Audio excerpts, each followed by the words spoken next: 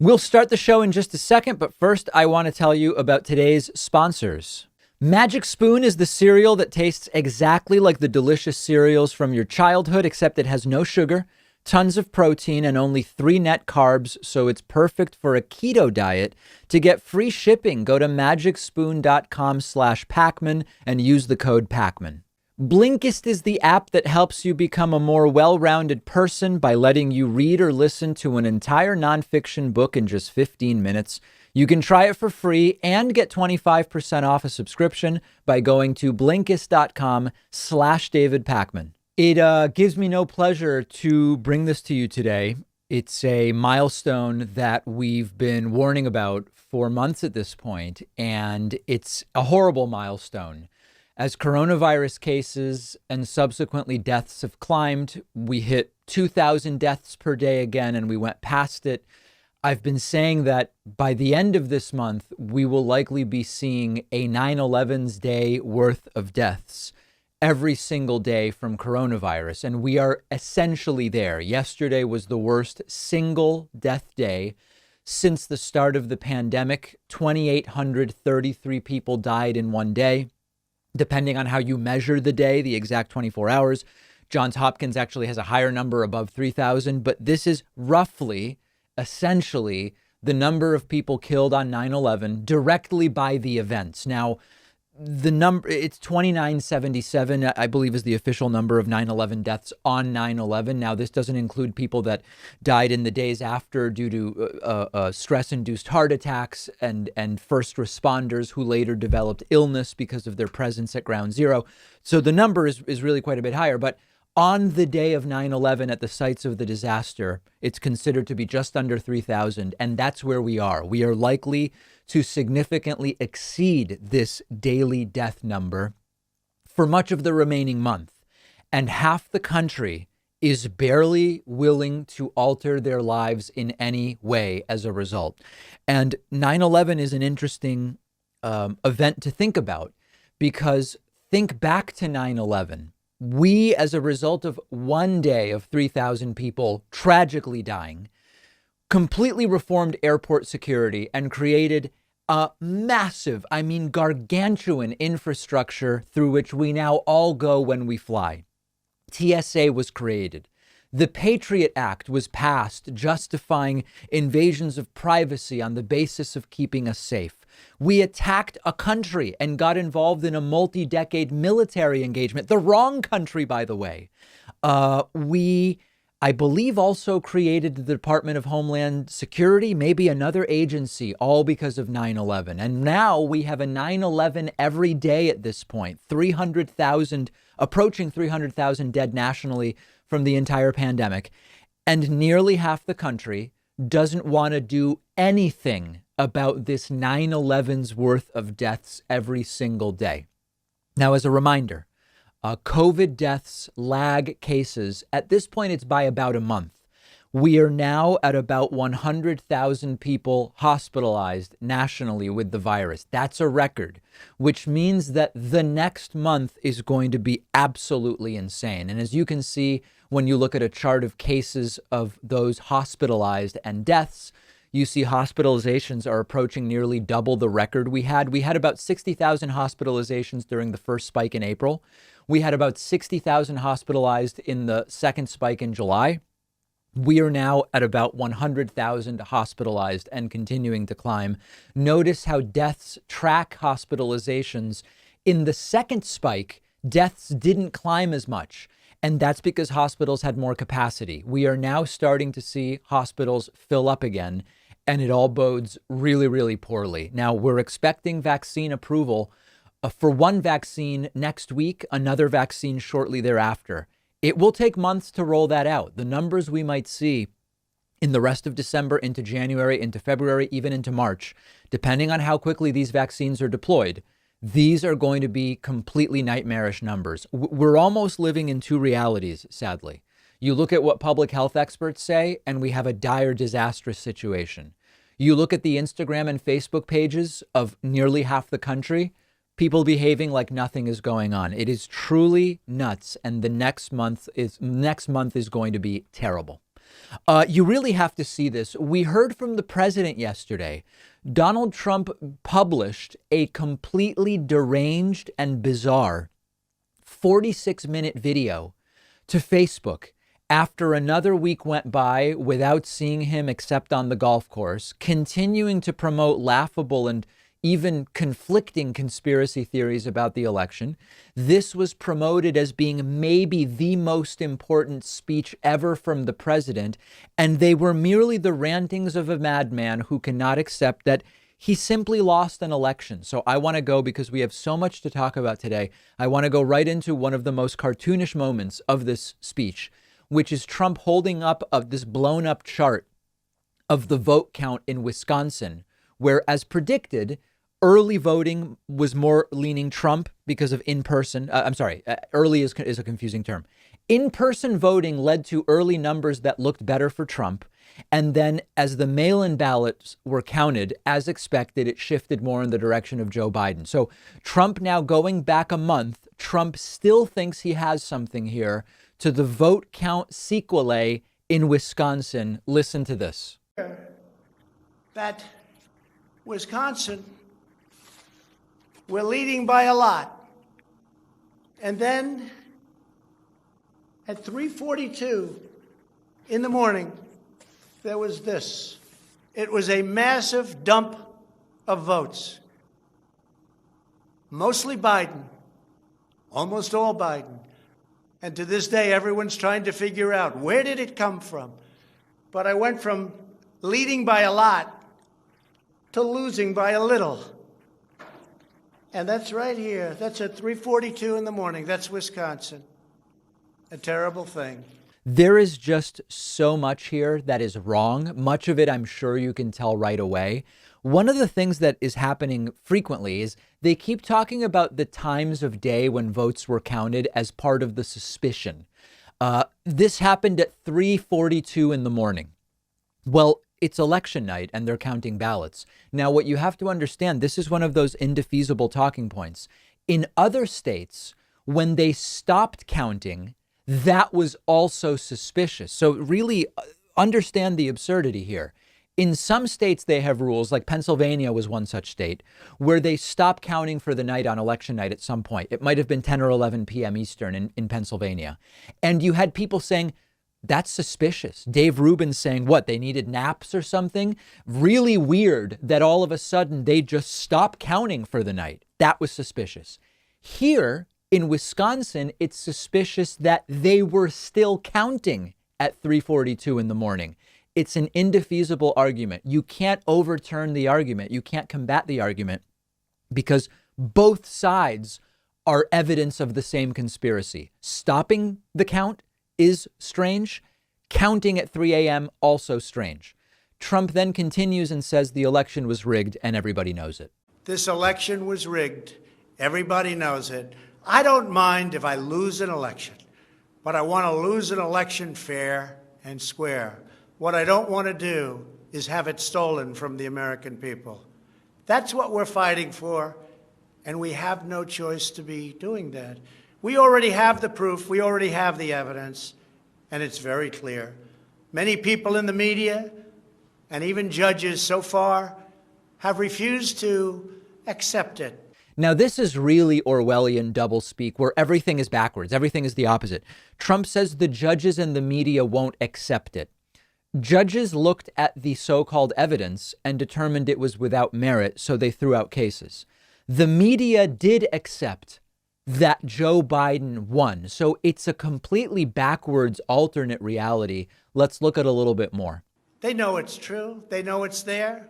They know who won the election, but they refuse to say, you're right. Our country needs somebody to say you're right. So once again, this is projection. Trump knows it's true that Joe Biden won, and it's childish to keep pretending otherwise. We'll continue. Ultimately, I am prepared to accept any accurate election result, and I hope that Joe Biden is as well. This is part of the continued play to make it seem as though there is a doubt about the result. Joe Biden and the media and most of the American people have accepted the real results. And It's Trump and his followers that haven't accepted the results. It's all just backwards. And then again, Trump brings up this idea of proof. But we already have the proof. We already have tens of thousands of ballots more than we need to overturn all of these states that we're talking about.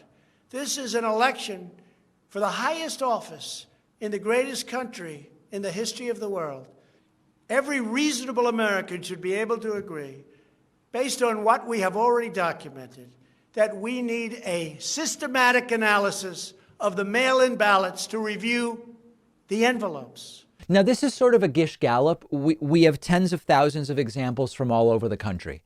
That's not how we do it. We look at one by one. Judges in various states look at examples from those states, and they look at the examples and make a determination about their merits. And in each individual instance, there was no merit. This is a common debating technique, and Trump is doing Gish Gallop by ballot, for lack of a better term, saying we have tens of thousands of examples in all these different states. That's not how we analyze it. We look at these individually, and individually they have been found to be without merit. Just a little more video here. This is the absolute minimum we should expect. This is not just about my campaign, although it has a lot to do with who's going to be your next president. This is about restoring faith and confidence in American elections. The party that has been trying to suppress the vote for a decade now says we need to restore confidence. Donald Trump's Attorney General William Barr, one of the most biased partisan attorneys general that I can remember, already said, as of right now, there is no proof of fraud. Trump's cybersecurity director said there is no proof of fraud. Trump fired him. If you really want to deal with this issue, they have to look at their own party, the voter purges, the attempts to kneecap the United States Postal Service, gerrymandering, that's within the state level. They are the ones that have actually been the perpetrators of what they now claim they are the victims of. It's truly a deranged speech from the President of the United States. It is of massive historical significance in the sense that at some point when this is all over, and the historians and the sociologists and the psychologists and the economists and this is going to be fodder for so many disciplines for a very long time. This is exactly the type of speech that you would look at to sort of epitomize the absolute insanity of what we're experiencing right now. How much longer do you think these types of narratives from Trump will continue? Let me know on Twitter, where you can find me at @dpakman. The David Pakman Show at davidpakman.com.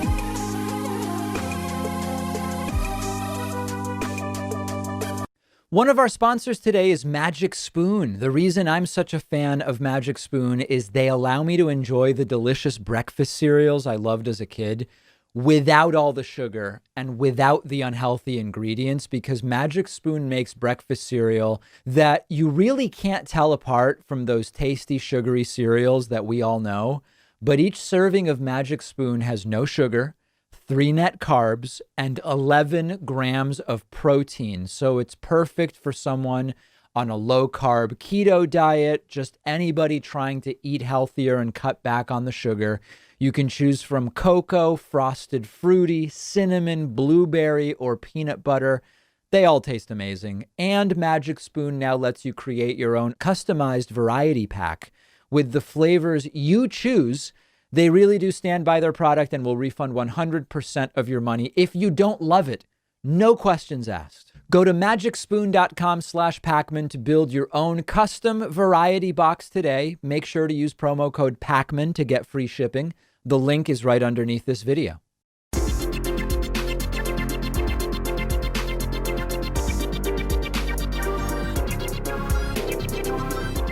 The David Pakman Show at davidpakman.com. The number one way, the easiest way, the most beautiful way to support the David Pakman Show is to grab a membership at joinpakman.com. It's quick, it's easy. You'll get a daily commercial-free audio and video stream of the entire broadcast show, as well as access to the bonus show every single day, an extra show for our members. Sign up at joinpakman.com.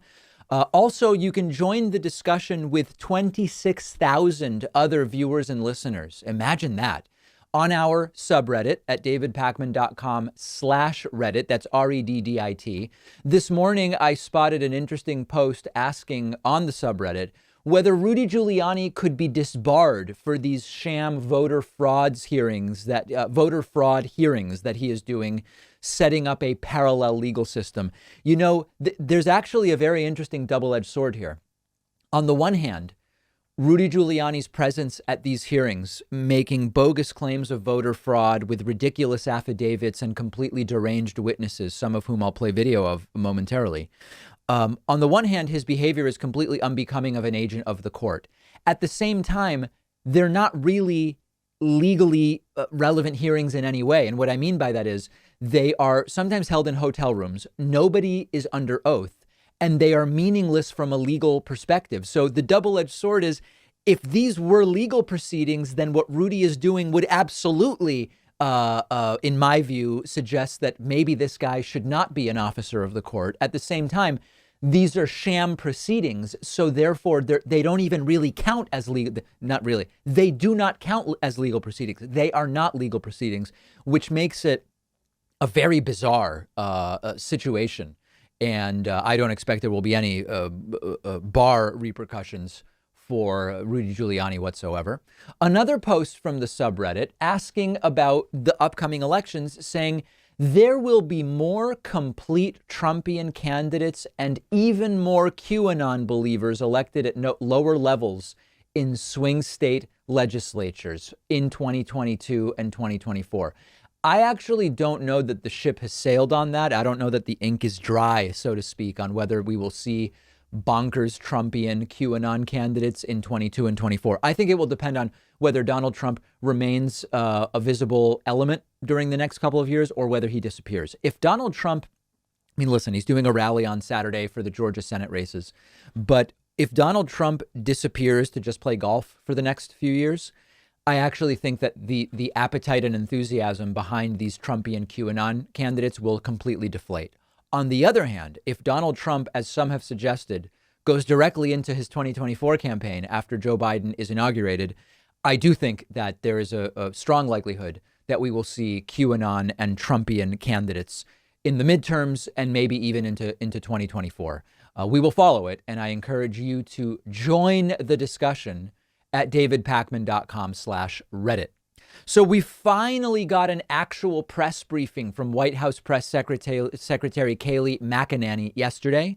And of course, with Donald Trump having answered questions only once in the month, really in the 6 weeks, 2 weeks before and month since the election, there were many important issues that reporters had for the White House. And they finally got an opportunity to ask these questions of Kayleigh McEnany.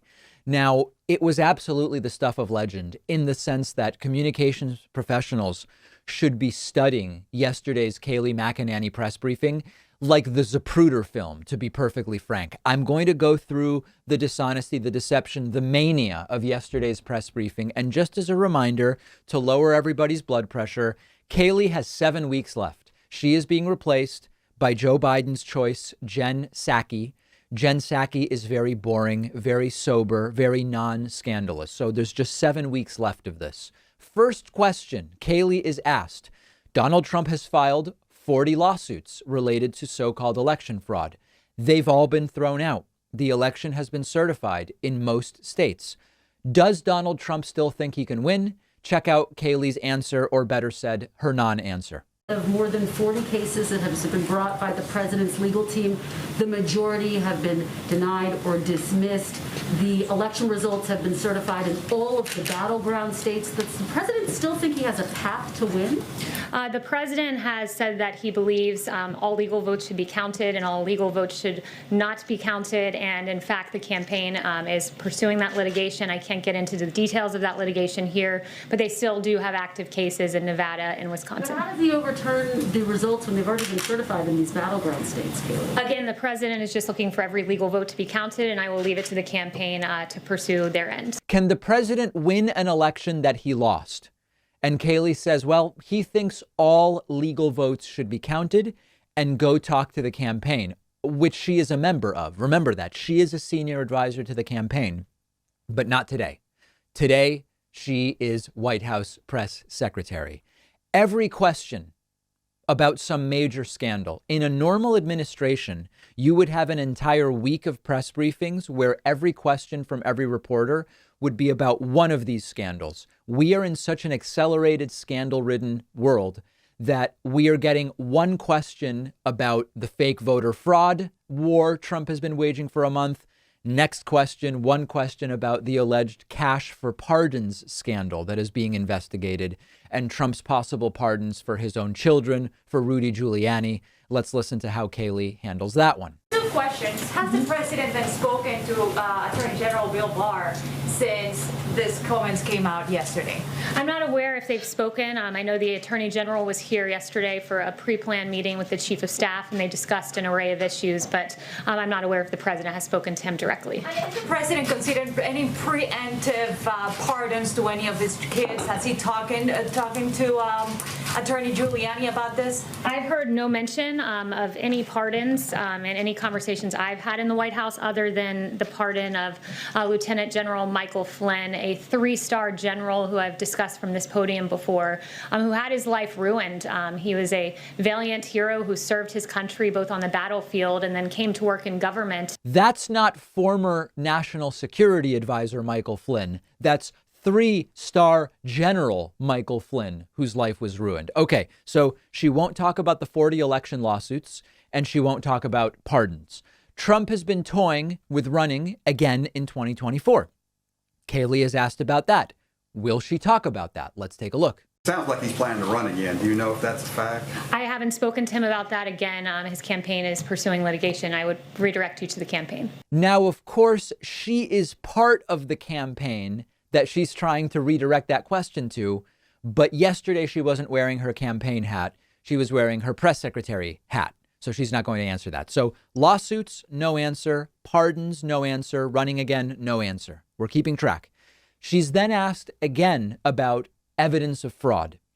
Pointing out, the reporter, is that Bill Barr said there is no such evidence. And again, that's going to have to go to the campaign, she tells us.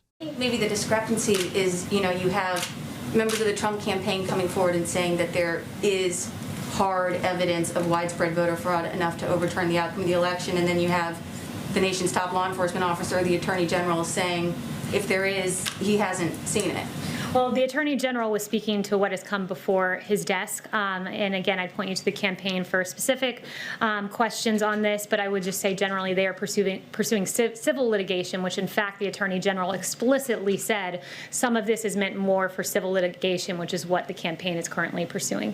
Now, bear in mind, when she says civil litigation, you can translate that to nothing that even remotely has a shot at overturning a single state, never mind the entire election. That's how we should understand her saying there is civil litigation.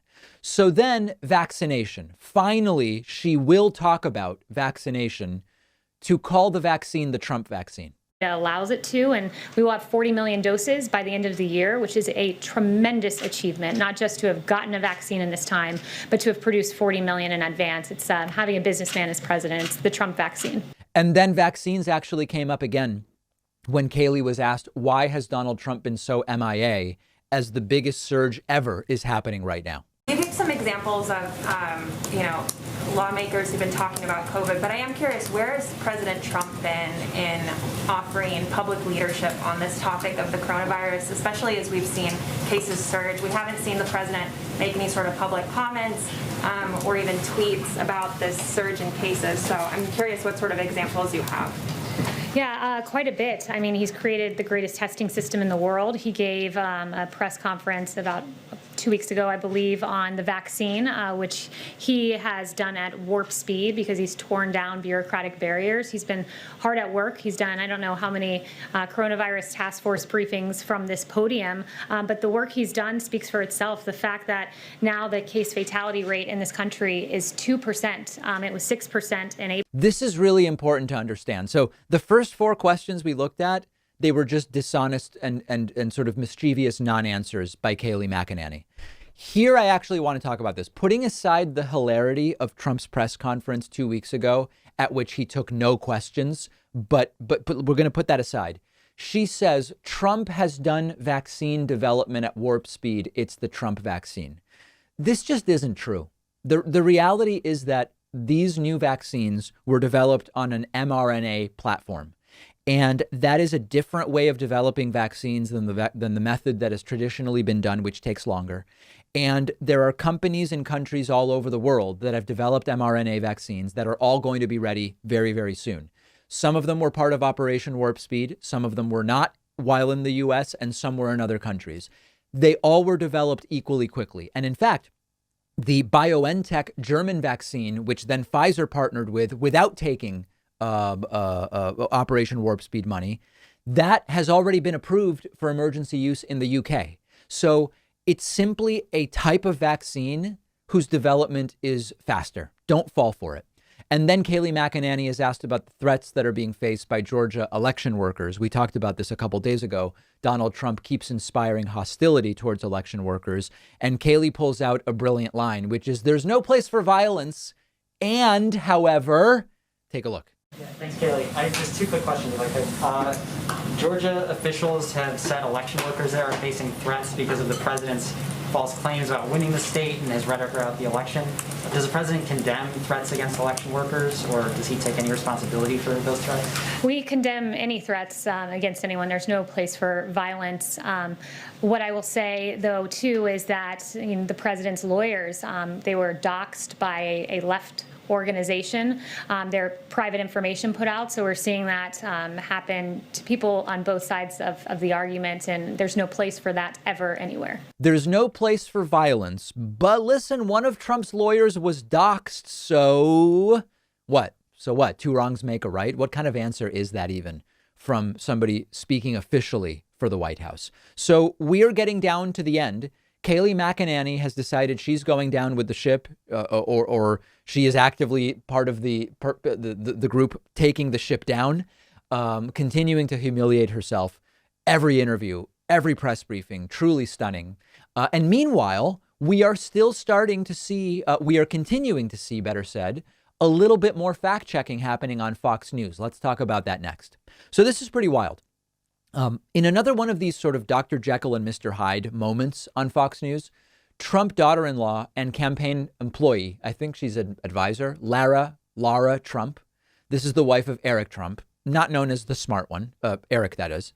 She ran up against what I guess now counts as news on Fox News, and she was instantly reality checked by Fox News host Martha MacCallum about her continued claims that it's actually Donald Trump who won the election. We all know that Joe Biden won. There's not anything that Lara or Donald Trump or Eric Trump are going to be able to do about it. Now, the discussion was actually about the upcoming runoff Senate elections in Georgia. And recently the question was posed to the RNC chairwoman, Ronna McDaniel. Can you trust the Georgia election, given all of the fraud you claim took place at the presidential election level in Georgia? And Martha MacCallum rightly brings up, there could be Republican voters who are hearing from Trump and others about how we can't trust the election results in Georgia. They may just stay home if they believe their vote won't be fairly counted. And Lara Trump actually takes issue not with Ronna saying maybe that's true, but with Martha MacCallum presuming that Donald Trump lost the election. And when she tries to pull this out, Martha MacCallum brutally confronts Lara Trump with the reality that states have certified Joe Biden's wins. There's nothing else to do. You can't squeeze any more water out of that rock. Take a look at how it goes. They're saying, why should we even go out? This is already decided. Why should we bother? So that sounds to me like a pretty good cocktail for having a lot of Republican voters who support the president stay home. And then he's not going to get what he wants, which is to have his legacy protected by these senators. Well, look, I still think that the president will get 4 more years in office. I think it'll be the next 4 years because this thing is far from over. Laura, you just had certifications today in Arizona, in Georgia, in Wisconsin. You heard Geraldo moments ago say, it's time to accept the outcome of this. What are you seeing or hearing out there that he is not? Well, those certifications are just procedural steps. And the reality is the Electoral College does not vote in their states until December 14th. Congress doesn't actually certify anything until the beginning of January. So we've got plenty of time.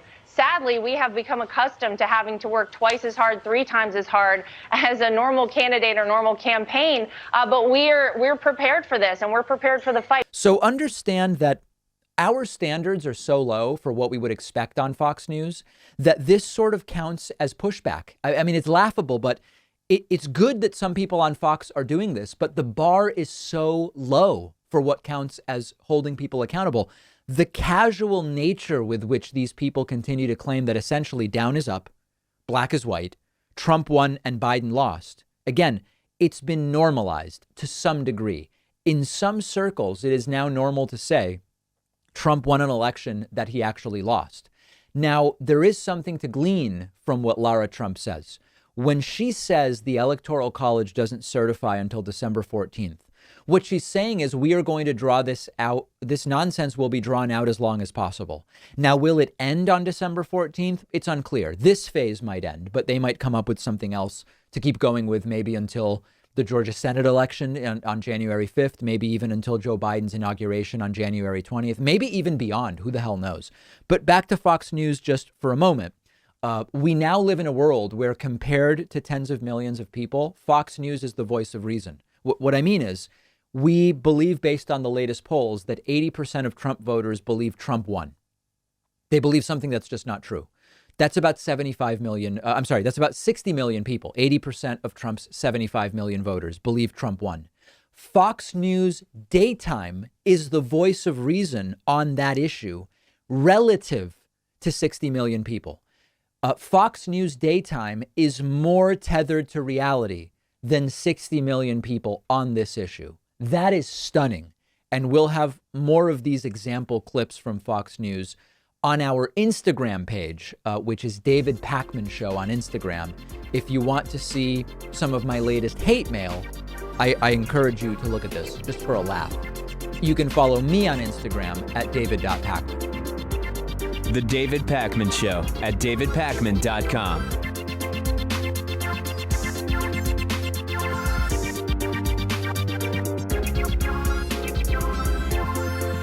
What if you could read 10 books in just one sitting? That's exactly what one of my favorite apps lets you do. It's called Blinkist. And what they do is take thousands of popular nonfiction books. They condense them down into text or audio that you can consume in 15 minutes. Blinkist makes sure that you're getting all of the important core insights from each book. So it's perfect for exploring a book you otherwise wouldn't have time for. If there's a full book you're thinking about buying, you can use Blinkist to get a sample first. Just think how much you can enrich yourself by being able to soak up an entire nonfiction book in just 15 minutes. I recently read A Brief History of Time, of course, by the great Stephen Hawking. This is a book that I have been aware of for so long, and other things got in the way, and it was fantastic to check it out on Blinkist. Blinkist has books on politics, philosophy, science. They have 27 different nonfiction categories, and a subscription is only about $8 a month, and you get the entire library. But you can try it totally free and get 25% off a subscription when you go to Blinkist.com/David Pakman. I've put the link right underneath this video.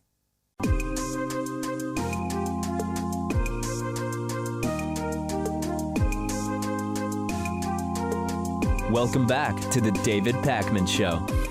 Today we're going to be speaking with Frank von Hippel, who is a professor at Northern Arizona University and author of the book The Chemical Age: How Chemists Fought Famine and Disease, Killed Millions, and Changed Our Relationship with the Earth. And Frank, you know, in reading about the history of chemistry and chemists, it seems that a theme with essentially every technological advancement in human history, agriculture comes to mind, nuclear power comes to mind. We both have much good and the possibility of much bad. Am I correctly understanding that is essentially the broad history of chemistry? Yes, for sure. And like you're saying, it's also the history with physics and many other fields that lead to technological advances, that we have these wonderful innovations, but they have massive unintended consequences. I think a lot of times when people think about chemistry, they think about the last 100 years, 150 years, maybe 200 years, and they think of chemicals that include things like pesticides as an example, or chemistry used in medical technologies. But the history of chemistry really goes back much further than that. It does. It really goes back to alchemy in a way, where people were using trial and error to find new ways of doing things, often impossible things like trying to turn lead into gold. But those experiments led to a lot of advancements. And I would say that modern chemistry really arose in the early 1800s with the advent of organic chemistry, as chemists learned how to synthesize different kinds of chemicals that are only otherwise found in nature. And that's what gave rise to our modern pesticides, our modern chemical weapons, and so on. It seems that, correct me if I'm wrong, but there's a bit of an analogous history with what we now know of as two very different fields, astronomy and astrology. At one point, there was an overlap between those, and then they eventually sort of separated. And much the same way, alchemy, which now is the subject of many sort of pseudoscience books and sometimes overlaps with everything from psychics and other things. At one point, it was right there at the start of modern chemistry as well. That's exactly right. And so with the advent of modern science, where we disprove things and we subject ideas to experimentation, of course, alchemy went away, and we had the modern field of chemistry rise out of that. When we start to think back in the history of chemistry and thinking about the major breakthroughs within the field, what are sort of like the top level most important milestones? Well, I would say the first one would be the synthesis of urea by Frederick Wöhler in 1828. And that's really the point of origin of organic chemistry. But there are many others after that. And in terms of the history of pesticides, we had the first commercial pesticide, which was called Bordeaux mixture. It was a copper sulfate solution in the 1870s. And that then led to the proliferation of initially toxic metal-based pesticides. And then we had major inflection points in World War I and World War II. World War I, because it was incredible cross-fertilization of talent of chemists who were working both on pesticides and chemical weapons. So we had pesticides become chemical weapons, and we had chemical weapons become pesticides. And by the end of World War I, a quarter of the artillery shells flying over the trenches had chemical weapons in them, which is extraordinary to think about now. Just that was really a chemical war. It was the chemists who really decided the outcome of that war. And then things got even more advanced and horrific in a way with World War II, where we got the advent of the organophosphate nerve gases like sarin and tabin, which were developed by Nazi scientists, and those developed into the modern organophosphate insecticides after the war. So early on in the history of pesticides, I mean, my reading of it seems to suggest that this was really seen as just a boon and a great thing, the all positives in the pros column and really nothing in the cons. Because it allowed more food to get to the point at which it could provide sustenance to people, and it provided an expansion of available calories and really solved a lot of problems that were prevalent at the time. Was it that, were there people sounding alarms early on, and sort of like, what is the history of when the other side of pesticides started to become more known? Yeah, it's a terrific question, because initially chemists who were developing these chemicals were fighting scourges of humanity that have faced us since we started agriculture. They were fighting famine, and they were fighting infectious diseases. So famine, because crops are destroyed by pests like rats and cockroaches and grasshoppers and so on, but also crops are destroyed by plant pathogens. And that's what led to the potato blight disaster that caused the greatest famine ever recorded in Ireland in the 1840s. So chemists were trying to fight famine, and they're also trying to fight infectious diseases that were vectored by animals, like malaria and yellow fever, typhus, bubonic plague, and so on. And so the motivations were really good, and these chemicals were quite effective. They were averting famine and averting diseases. But the first alarms really started, I would say, right after World War I. There were a lot of people getting poisoned by toxic metals in their food, especially lead and arsenic, which were used in insecticides and often present on produce. And if people didn't wash the produce, they could get poison from it. But even then, it was kind of a grumbling. And then after World War II, there was further grumbling as people saw widespread loss of wildlife. It really wasn't until 1962 when Rachel Carson published Silent Spring that we saw massive public outrage about the pollution and the destruction of the environment caused by these chemicals, as well as human health effects. When it comes to, there's now sort of a sort of newer movement of earth-friendly, and again, it's this idea of so-called pesticides, but they're sort of like non-chemical, earth-friendly, things. I'm not actually aware of what the substances are, but you'll sometimes hear, hey, you can use you spray lavender on your garden. This is not a real example, but you put lavender on your garden and then put onion peels, and then the animals just don't come near. What does the chemistry community think about that type of thing? Can something totally innocuous really be as effective as some of these more pernicious chemical pesticides, or is that in order to get the huge benefit, you've got the huge risk as well? Yeah, so it's a great question. And unfortunately, with the big benefit of using chemical pesticides, we also create our own dependency on them, because these chemicals not only kill the pests, they kill the predators and parasites of those pests. So they kill the spiders that eat those pests. They kill the parasitoid wasps that infect those pests. They kill the birds that eat those pests. And then you end up being in this vicious cycle where you have to use more and more chemicals to get the same yield. So it's not a simple answer. And really, there are many organic solutions that don't require chemical pesticides that are quite effective. But part of it has to do with the way crops are rotated, growing a diversity of crops rather than a monoculture. If you have 10,000 acres of the same crop, of course you're going to get an outbreak of pests because it's this giant salad bowl for them. So we need to be thinking holistically about how we grow our food and at the same time reserve chemicals for when we really need them. In my opinion, that would be for fighting infectious diseases where we have outbreaks of pests that we need to handle.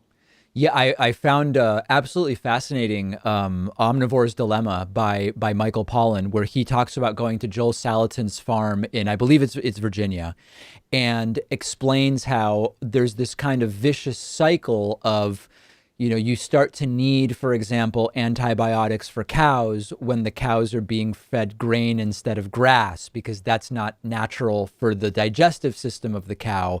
And it at least makes the case that at some level you can have this regenerative agriculture that doesn't depend on the types of pesticides that you write about in the book. Can that really work at scale? Yeah, so I think it's a great question that we need to explore as a society because it hasn't really been tried. We went from operating as small farms throughout the world to having industrialized agriculture after World War II. Population has grown tremendously. And now we need to see, can we do it sustainably? We have to find a way to do it sustainably because it's certainly not sustainable the way that we rely on chemicals now and the damage it does to our health and the environment. So there's going to be some kind of a compromise where we're using the minimum of these pesticides that one needs to use while maximizing all of these other benefits of using diverse agriculture and going to a smaller scale, more local markets. Why are we shipping foods all around the world that can be grown nearby? So we need to completely rethink our agriculture. To go back a little bit to the sort of public health side of the field of chemistry, what do you make generally? I mean, I have more specific questions, but what do you make generally about the types of concerns expressed over the last few months about the coming coronavirus vaccines, some based on the speed with which the vaccines were developed, some based more on conspiracy theories about Bill Gates and microchips, but concerns that at least some seem in good faith about the makeup of the vaccines and the storage and the long-term effect on the body. What's your general sense of the discussion around vaccination right now? Right. So I'm a big advocate of vaccines and including the new vaccines coming out for COVID. I think they're incredibly important.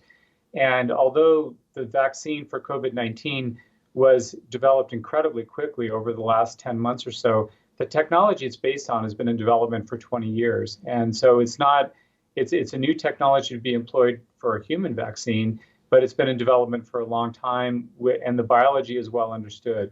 So to me, the vaccine looks very safe. It looks efficacious. It's more efficacious than many of us were expecting. And certainly I'll be asking my parents to get it as soon as it's available for older people and for the rest of us when it's available. So, and as far as the slander against Bill Gates and people like him, is just horrible. Here you have someone who's working very hard for the public benefit, using his own resources to do so, and then he's getting attacked for it. I just find it absolutely horrifying that that's going on.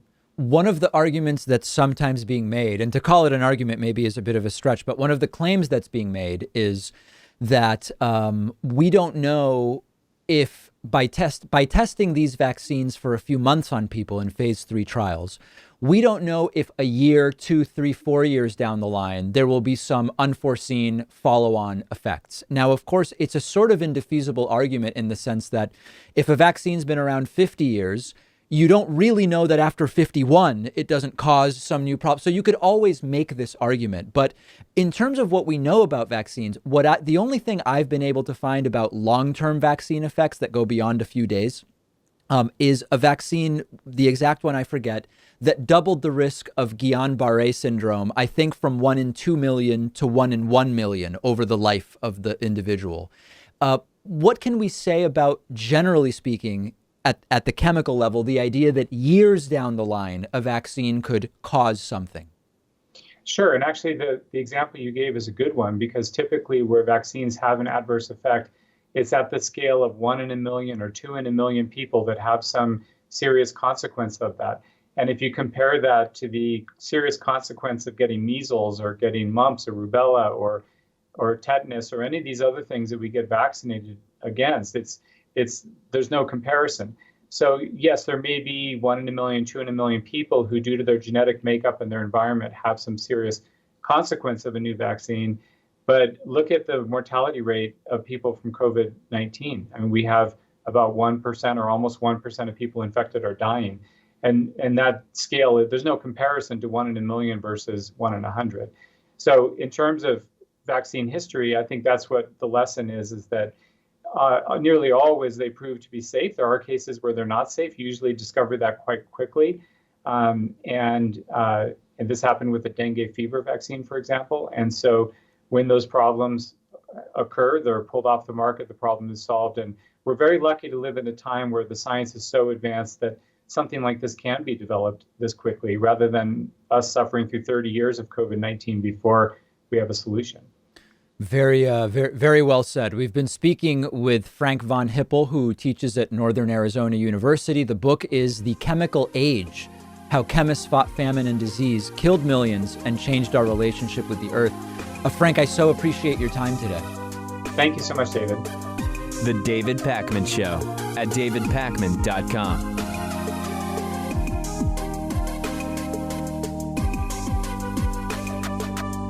The David Pakman Show depends on your support, and the easiest way is through membership, which includes the world-famous bonus show, as well as commercial-free audio and video streams of the show just for members. Sign up today at joinpakman.com.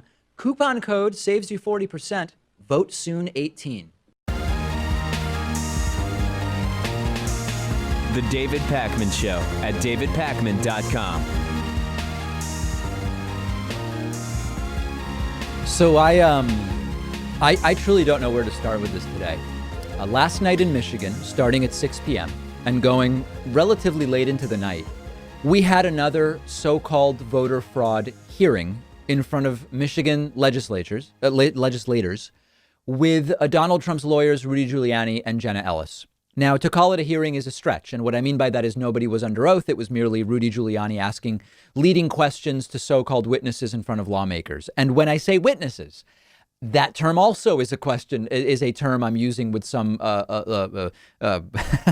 it's an overstated term, because many of these so-called witnesses didn't actually see anything that's evidence of fraud. But they saw sometimes things they didn't like. Sometimes they didn't like how they were treated. Sometimes they didn't like sort of like the food situation at some of these vote count locations. One woman, for example, said she kept asking voters for ID when they came to vote, and nobody was giving her ID. But the policy was not to ask for ID. She just decided, I'm going to ask people for ID, and people said no, and she didn't like that. This hearing became completely humiliating for a variety of reasons. One of which is that Donald Trump's star witness from Michigan, a woman named Melissa Carone, completely imploded. She actually seemed maybe even impaired and got into a strange argument with a lawmaker. Now, this is also just so weird. Rudy Giuliani farted on camera while arguing with a Michigan lawmaker during the event. And I mean, somehow it seems like the logical, like nothing surprises me at this point. Rudy Giuliani's hair dye melted down his face, making it look like his ears were bleeding a couple weeks ago at a press conference. And now, I mean, listen, Rudy just farting while making this completely bizarre case. And if you're watching, you will see the other attorney, Jenna Ellis, flinch when it happens and look over. It's insane that this is going on. The answer, point of order. The answer that I gave you is they didn't bother to interview a single witness. Just like you, they don't want to know the truth. Well, you probably know the truth. So let me just look at that one more time. And I know this is childish, but at the same time, the sort of generally scuffed up nature of everything that's going on, Rudy expelling air in the middle of bogus arguments about witnesses who aren't really witnesses, the other attorney, Jenna Ellis, looking over concerned, like, why is Rudy farting during this event? Take a look. The answer, point of order. The answer that I gave you is they didn't bother to interview a single witness. Just like you, they don't want to know the truth. Well, you probably know the truth. Okay, so there's Rudy passing gas. But the content of this was also disgusting. This went on for hours. I covered some of it live, but I want to get to some of the key moments from witness Melissa Carone. We previously covered Melissa Carone when she appeared on the Lou Dobbs program to explain what she saw. And even Lou Dobbs, during that interview with her, couldn't really understand what it was that she was claiming. And if you're watching, you might actually start to see here, or you will start to see if you're watching, Rudy tried to sort of signal to her that maybe she should calm down a little bit. Let's just jump right into this absolutely embarrassing, shameful disaster. The poll book is completely off. Completely off. Off by 30,000? I'd say that poll book is off by over 100,000. That poll book, why don't you look at the registered voters on there? How many registered voters are on there? Do you even know the answer to that? No, I guess I'm trying to get to the bottom of this here. Zero. There's zero. So my question then is if the... Guess how many, wait, what about the turnout rate? 120%? Let's let Representative Johnson ask his question, please. So the poll book number, there's two things that could happen here. Either the poll book number, if ballots were counted multiple times, there's two options. Option number one is that the poll book numbers are not going to match. They don't. The actual. Not by thousands and thousands of votes. That's not what we see right now. Take a look again. Take a look again. Option number two is that they essentially were filling in names of people who didn't vote. Dead people too? So is that, Let's I guess, let is that Representative your suggestion? Johnson ask his question, and then when he's done... I thought that was his answer. Okay. Well, I guess that's my question here is why we're not seeing the poll book off by 30,000 votes. That's not the case. What did you guys do? Take it and do something crazy to it? So there is witness Melissa Carone, who supposedly is the bombshell witness to wrongdoing, suggesting that the wrongdoing might have been Democratic lawmakers in Michigan doing something to record books. It's unhinged insanity, and this is what they are building their supposed case around. And I use the term case very loosely. This went on the entire hearing. You keep waiting for actual claims and proof and evidence, and you just get nothing. You get speculation from Melissa Carone. Maybe you did something to the record books. At another point, an Indian woman said that some people think all Indian people look alike. The Indian woman thinks all Chinese people look alike. A very weird moment. And she refers to some Chow, who I guess that's like a really weird way of saying an Asian person. I've never even heard this before. And she says this is part of the fraud, that a lot of poll workers can't tell Indian or Asian people apart. Just take a look. Like, a lot of people think all Indians look alike. I think all Chinese look alike. So how would you tell? If some Chow shows up, you can be anybody and you can vote. And if somebody with my name, you can't even tell my name. Anybody can vote. Now, part of this is if you can believe it, is moot. Aside from this being insanely racist, You don't need IDs to vote at a lot of these Michigan polling places. And so whether or not, like, her argument is, listen, the poll workers can't tell Indian people apart and they can't tell Asian people apart. So when they show up and show ID, that could be any Asian person. It could be any Indian person. Well, they don't need to show ID. Why are we even talking about this? Now, I want to mention something else. For weeks now, I've been saying when I cover these people are not under oath. This is not testimony. This is meaningless. It's a dog and pony show. Yesterday, some of the Democrats on this Michigan lawmaker committee tried putting the witnesses under oath and arguing that they should be under oath. And that also became an argument. Take a listen. Point of order is to have them under oath. You're out of order. As I've said, this is something that is not done here in this state. It's really only...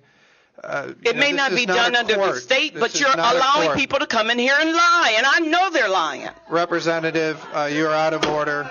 I've indulged you, but you're out of order, and we're going to move on. When putting people under oath was brought up at the start of the event, the brilliant thing about this, there's a few different things going on here.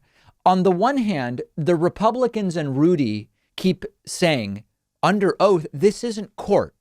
Rudy said, I'm not even here as a witness. I'm here as a lawyer. So putting me under oath shouldn't even be an issue. Republicans say this is a hearing. It's not a court of law. But then during this hearing, when lawmakers started asking some of the so-called witnesses questions that they didn't like, Rudy says, objection. You just said that this is not a court proceeding. And now you're objecting to questions as if it is a court proceeding. And you're making the types of arguments in arguing these objections that you would make in court. I mean, it's just absolutely and completely humiliating. And of course, it's all going nowhere. That's the most important takeaway from all of this. Completely embarrassing, completely shameful. And I don't know how much longer this is going to go on. This next story is sort of funny because it's actually something that Donald Trump has stumbled upon threatening to do something that many of us on the left would be very interested in seeing him do to some degree. Donald Trump is now threatening to defund the entire military if he's not allowed to punish the internet for being mean to him. This is the epitome of the triggered snowflake child that is thin-skinned Donald Trump. So here's what happened. Back when Donald Trump threw that bizarre temper tantrum last week on Thanksgiving Day against a reporter, where he said, don't talk to me that way. I'm the president. You respect me. The hashtag Diaper Dawn started trending on Twitter. Trump was furious about it and believed that Twitter should be blocking the hashtag, stopping the hashtag, whatever. So then Trump went on Twitter and said that unless Section 230 is terminated as part of the new funding of the military, NDAA, he will veto the entire defense funding bill. Trump tweeted, quote, Section 230, which is a liability shielding gift from the U.S. to big tech, is a serious threat to our national security and election integrity. Our country can never be safe and secure if we allow that to stand. Therefore, if the very dangerous and unfair Section 230 is not completely terminated as part of the NDAA, I will be forced to unequivocally veto the bill when sent to the very beautiful Resolute desk. Take back America now. Thank you. So this does require some explanation to understand the connection. Like, what is the connection between that and mean tweets about Trump? And it really requires sort of stretching your imagination to understand. Donald Trump thinks that the reason Twitter allowed the hashtag Diaper Dawn to trend is that Twitter is shielded from liability for the things on its platform by Section 230. So the idea is if you terminate Section 230, Twitter would then be liable for the content on its platform rather than the users being liable. And so Twitter would say, oh, if we're liable, we're going to shut down the Diaper Dawn hashtag. But of course, this is very, very stupid because first of all, why would Twitter have liability because Diaper Dawn is trending? Like, in other words, even if you repeal Section 230 and Twitter is now theoretically liable for the content on their platform, what is the liability with Diaper Dawn trending? Like, it's just a hashtag. Trump is a public person, a very powerful public person. There would be no repercussions for that. And secondly, the hilarity is that if indeed Section 230 was terminated, Twitter would probably have to ban Trump because it's Trump that regularly publishes things to Twitter that would endanger Twitter. Trump threatens people on Twitter. Trump incites his followers to bully people, as we've seen happen with Georgia election workers over the last week. So the incredible irony is that Donald Trump seems to think if Section 230 goes away, Twitter will block Diaper Don. But more likely, if Section 230 goes away, Twitter has to ban Trump. But then we get to the really outrageous part, which is that Trump ran on the biggest and best military ever. And he claimed Obama ruined the military and Obama hurt and diminished the military. And his followers love the military. And on a whim, Trump says, if we don't make it so Twitter will block Diaper Don, I will defund the entire military apparatus. And are his followers okay with this? When some Democratic voters said defund the police, they said, no, that'll destroy America. Even though no Democrats in power want to defund the police. Almost no Democrats in power want to defund the police. Now Trump on a whim says defund the military because someone tweeted mean things about me, and the cultists are mostly silent. There are a few who are angry about it, and we will talk about that on today's bonus show. But the big takeaway here is that January 20th cannot come soon enough. Hey, this is a really funny caller. This is a guy who doesn't like me, but he's very polite and almost endearing in a certain way. He calls me a fool. He tells me to shut up, but he actually is sort of polite in doing it. Take a listen to this. Our voicemail number, of course, is 219-2-DAVID-P. David, I'm in Texas. I'm watching your performance, I guess the best way to describe it. Right.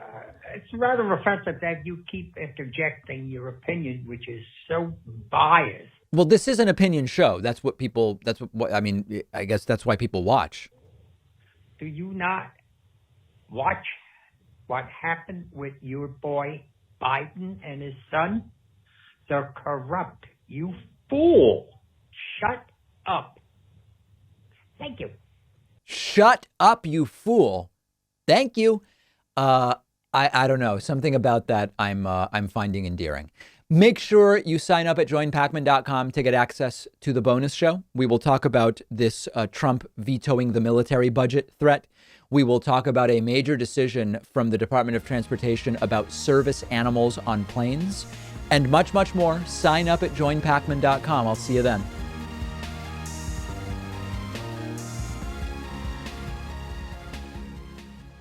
Thanks a lot for watching today's show. I just want to take a second to tell you about today's sponsors. Magic Spoon is the cereal that tastes exactly like the delicious cereals from your childhood, except it has no sugar, tons of protein, and only 3 net carbs, so it's perfect for a keto diet. To get free shipping, go to magicspoon.com/Pakman and use the code Pakman. Blinkist is the app that helps you become a more well-rounded person by letting you read or listen to an entire nonfiction book in just 15 minutes. You can try it for free and get 25% off a subscription by going to Blinkist.com/David Pakman.